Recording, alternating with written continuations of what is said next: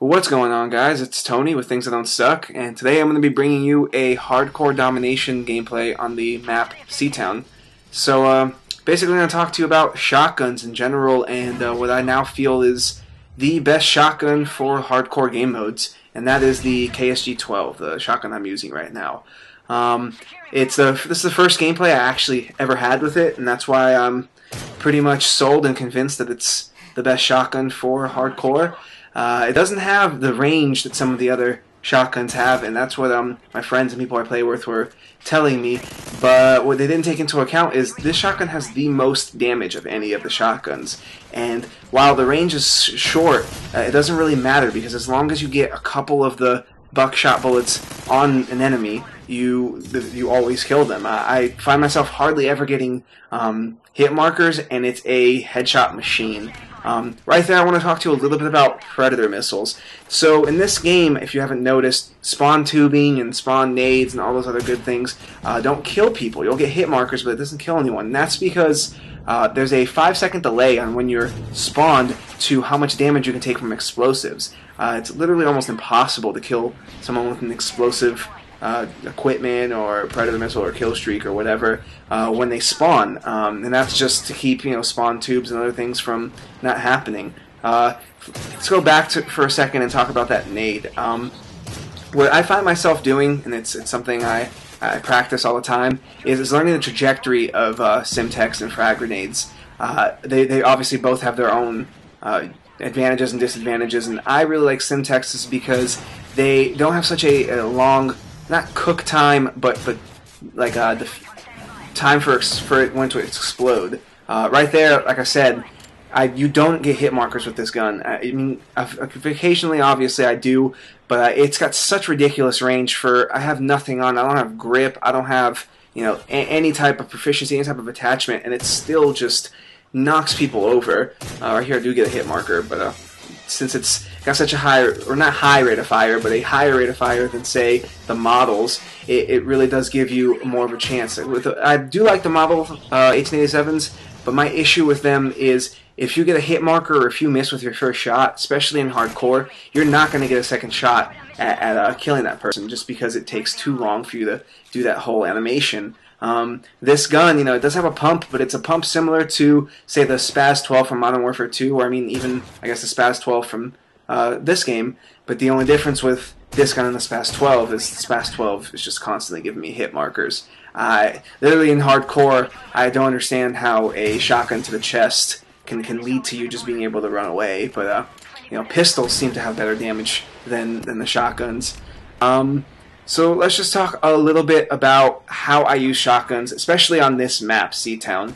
If you haven't watched any of my other videos, the way I play Call of Duty or any other first-person shooters is I like to go on the outside of maps and look inward.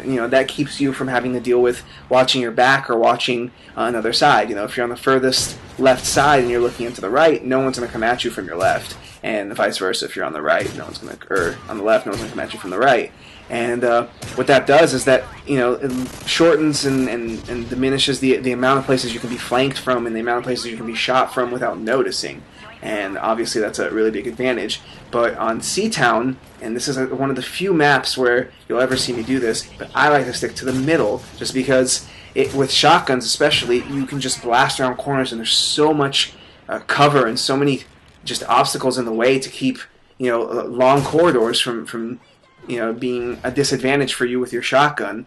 I do find myself defending flags more than I capture them. That's just how I play the game. I like to establish which flags me and my teammates want to pick up at the beginning of a game, and then we'll keep either A or C, or A or B, or B or C, and whichever one leads to the better spawns, and try to just maintain those for the entire game rather than trying to run around and capture all these domination flags. But the reload on this gun is a little slow, and it's a little inconvenient because you reload from the bottom, but I have Sleight of Hand on right now. By the way, my perks are Sleight of Hand, Quick Draw, and Dead Silence for obvious reasons. If you haven't seen any other of my commentaries, that's pretty much literally what I use on every single class. The advantages that those 3 perks in particular give me are what I like. Right there is the only downside to a Semtex in comparison to a frag. Since the Semtex have a timed explosion, what happened there was I went to theater mode and I looked. I threw it perfect and it would have hit the flag exactly, but the grenade exploded in midair and didn't give me the kill. Here's an example of just being able to hip fire from crazy distances.